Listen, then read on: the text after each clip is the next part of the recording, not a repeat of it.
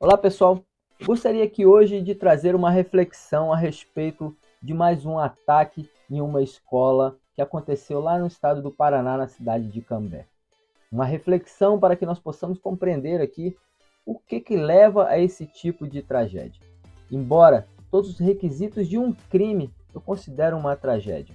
E nós podemos fazer essa reflexão das causas, das consequências e até mesmo dos efeitos penais aqui no Esclarecidamente, o meu canal do YouTube. Para quem não me conhece, meu nome é Marcelo Madeira e eu sou advogado criminalista.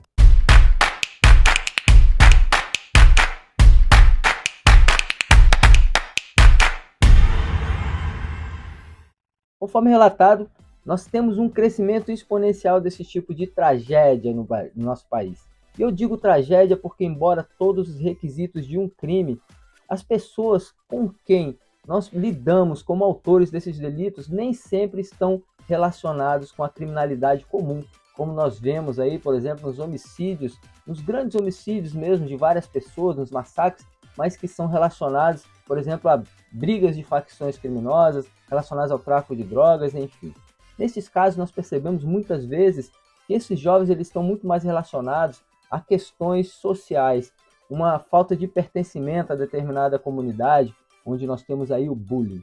Alguns autores de delitos graves se transformaram até mesmo em estrelas, escreveram livros, ganharam dinheiro com isso tudo e se transformaram numa espécie de ídolo de algumas pessoas. Nós temos até algumas campanhas relacionadas a não mais aparição das pessoas que cometem esses crimes graves na mídia, não demonstração de seus nomes, não relacioná-los mais na mídia para que não incentive outras pessoas também com esse mesmo pensamento de se tornar uma estrela cometendo um crime bárbaro. Uma outra situação que não pode ser descartada é também essa polarização política que tivemos nos últimos anos, que levou a uma formação de pensamentos, principalmente dos mais jovens, com base em discursos de violência e ódio. E há uma outra linha também que sustenta que uma das causas desse tipo de tragédia é a importação de uma cultura estrangeira com base nos crimes que acontecem em outros países, como por exemplo nos Estados Unidos, onde é muito comum esse tipo de tragédia. E há também que se verificar que o acesso aos armamentos nos últimos anos foi muito maior. Há muito mais armas nas ruas e, portanto, com muito mais acesso aos jovens. É certo que nem todos esses crimes foram cometidos com armas de fogo, mas aqueles que foram, deve ser observados também essa possibilidade. Agora, na esfera penal, nós precisamos observar algumas questões relacionadas a estes crimes.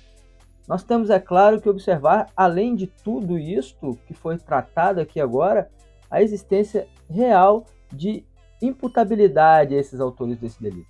Seja em razão da idade, daí são inimputáveis, no caso, os menores eles sequer praticam crimes, mas sim atos infracionais, que são condutas que são idênticas àquelas descritas como crimes no Código Penal, mas não são crimes, são atos infracionais e, portanto, não se aplicam sequer uma pena.